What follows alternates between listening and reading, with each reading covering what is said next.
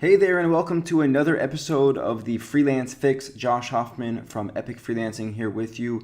And right now we're going to talk about how to create a winning proposal. A winning proposal, by the way, is not just getting the client, but it's getting the client at the prices that you want to charge and doing the work that you want to do. That is my definition of a winning proposal. And so when I first started freelancing, I put together this template, which you see here on my screen. And it's very long. It's like 5 pages. It's a lot of text. It's a lot of legal jargon and blah, blah, blah, blah, blah. And the most important thing is that it is not exciting because it's not visually engaging. And as soon as I realized that, I realized I need to send potential clients something that is going to get them as excited as possible about working with me. And so what I've done is I created what you see here, which is what I call a digital marketing prospectus, a fancy way of saying a visual proposal. And so I'm going to take you through this and I'm going to show you exactly how I set it up and why I put in the things that I put in order to, again, get the potential client as excited as possible. Because when you get people excited, they are now more willing to want to pay you what you want to charge and hire you to do the things that you want to do. So let's dive in. First and foremost, I use a platform to design this prospectus called Canva, canva.com. You've probably heard of it. Very easy to use, very intuitive, highly recommended. Now we're in Canva, and I try to make my prospectus as short as possible. So this one is 10 slides. If you can get even shorter, more concise, better. But certainly at the same time, you want to put in as much good information as possible. So not too long where it's too much information, and not too short where it's short but not enough information. Certainly try to find the middle ground between those two things. All right, so this client is, as you can see here, Shabana Khan Jewelry. It's a local jewelry client that wants to sell more jewelry on her website. I've never met her, I never heard of her. I actually got her brief through LinkedIn Pro Finder. And so what I do to start every proposal is I want to create context. I want to set the scene. And so I start with a few slides that I call what we know. And in these slides, I'm going as high level as possible. As you see, I have 3 different what we know slides. And what I'm doing here is I'm really demonstrating my highest level expertise and my highest level thinking. And so I'm using big words on purpose, things like remarketing. I'm talking about potentially what the client's doing right now and that it could be more expensive than my strategy, which I'm going to propose later on. Again, big words, big terms, rule of 7.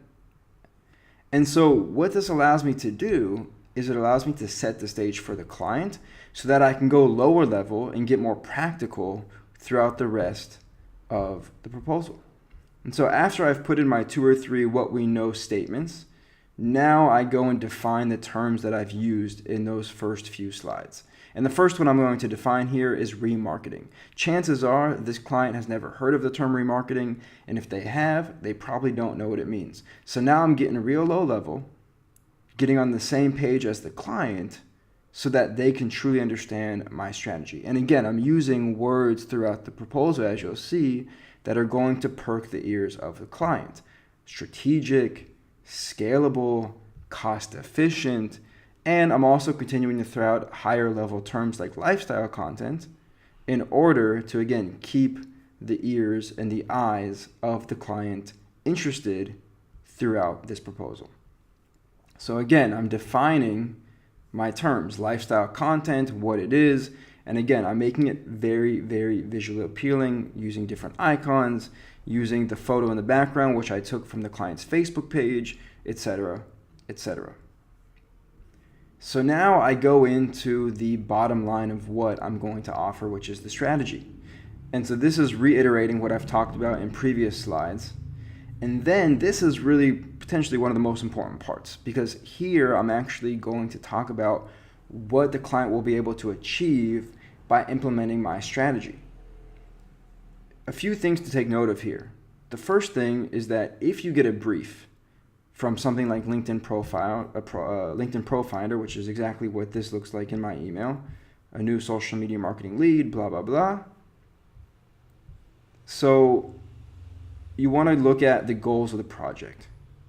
Now, if you don't get a brief, if you get an email from a potential client or a phone call or whatever it is, in that initial conversation of really understanding what they're looking for, take notes and use the terms that they tell you they want based on what they're looking for in working with somebody like you. Now, I was lucky because this is from a brief, so I can literally copy and paste, and that's what I did. More user engagement, more traffic and purchases, etc., etc.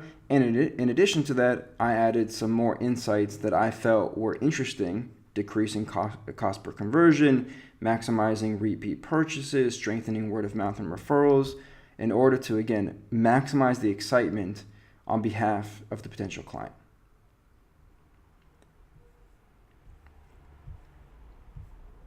Again, I'm moving and I'm adding additional words that I know are going to get the potential client excited, like competitive advantage, staying relevant, standing out, creating added value, cost-free, scale. Again, really focus on terms and words that either are high level and then you can define them throughout your proposal, or that are just obvious terms that are going to excite people that you want to attract as clients. And then finally, without a doubt, the most important slide is the outcomes, the goals. This is what you can expect from working with me and adapting and adopting my strategy. Greater website traffic and purchases. Again, I got that from her goals that she stated in this brief. Better customer relationships. That's what every business wants, right? Higher conversion rates, lower cost per conversion, strategic content partnerships, stronger brand equity. Again, using terms that excite the potential client throughout the proposal. And then finally, my last slide, thank you, my website, etc. Now, if you're using sites and platforms like LinkedIn Profinder, as you probably already know, you can submit your proposal through the platform. But what I like to do is I like to work around these platforms, and I like to go straight to the potential client. So what I did was I went to her website, I found her email, and then I put together an email with the digital marketing perspective attached. Now, I want to actually talk about the email for a second, because this is the second side of the coin that is equally important. If you're just going to send your visually engaging and exciting proposal, but you don't, again, create the context around it and add value in the email, it might not get opened. And if it does, you might not get a response. So all your work of spending the time to create that visually engaging, exciting proposal has now gone down the toilet. So what I do here, it's very simple and yet very effective. So the first thing is I introduce myself with, again, another link to my website, and I give one sentence about who I am and what I do. International digital marketing consultant and strategist specializing in social media and content marketing. Second thing, I create the context. Why am I emailing you? I saw your brief come through LinkedIn, and I thought it would be more effective to email you personally. So now I'm creating that personal connection. I'm not just sending her my proposal via LinkedIn Profinder like all the other freelancers that are going to submit their own proposal of their own kind. Make it personal. After reviewing your website and social media channels, so now I'm implying that I've done research already about her and her business, and after tapping into my insights about the retail jewelry industry, I advise quite a few retail jewelers. Now I'm telling her, I've worked with people like you, therefore I have experience and expertise in dealing with you and your industry. I created a digital marketing prospectus for you, which you can find attached. If you would like to further discuss, please feel free to schedule a call with me. Now, notice that I didn't mention price, and I didn't include a contract or a service agreement.